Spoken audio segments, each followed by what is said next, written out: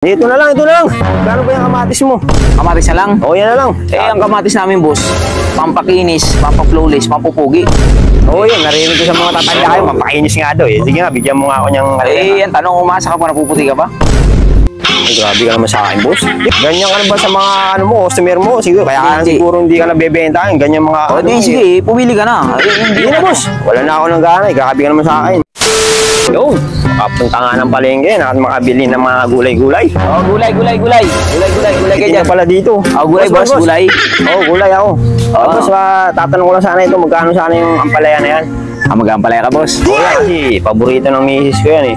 Siguro, binasted ka, boss, sa niligaw. Mapait ang kapalaran mo ngayon, boss. Hindi, boss. May asawa na ako. Kaso gusto lang namin mag-ampalaya. Grabe naman yung hindi pa ganun. Ay, kala ko baka nililigaw mo yung isa, kumbaga, binasted ka. Hindi, may asawa na ako. Yun nga lang, paborito niya kasi yan. Malay mo doon sa isa. Sige, di na. Wala akong ganun, boss. Grabe ka naman sa akin. Alin ba dyan? Yung pag-iisip mo sa akin, boss, grabe. Kala ko lang ganun. Ito na lang talong. Talong. Yan na lang. Boss, ginagamit ito, nilalaga to, di kaya piniprito ba mo? Mamaya, sa iba mo gamitin ha? Paborito ng paborito ko yan eh. Pinaano ko yan eh, tinutorta ko yan eh. Hindi, baka boss, sa iba mo gamitin. Ang boss, nilalaga to, di kaya piniprito, baka mamaya sa iba mo gamitin ha? Piprito ko, pero sinasabi mo, ibo sa gagamitin, iba. Kasi baka, syempre, mahirap gamitin mo sa ano.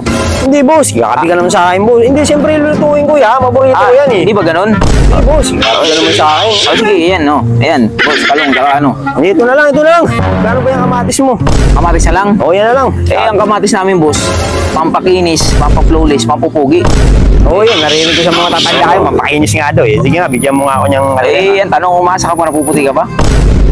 Ay, grabe ka naman sa akin, boss. Hindi ko naman inaano na kuminis pa yung balat ko. Ang akin dyan, hihalo ko sa... Hihalo pala, hihalo. Grabe ka naman sa akin, boss. Hindi, kasi akala ko, balak mo pang pumuti. Ganyan ka na ba sa mga customer mo? Siguro, kaya siguro hindi ka nabebenta. Ganyan mga... Sige, pumili ka na. Hindi na, boss. Wala na ako ng gana eh. Grabe ka naman sa akin. Wala lang ako sa kabilang palengke. Sabing buhay ito, tindera na yan.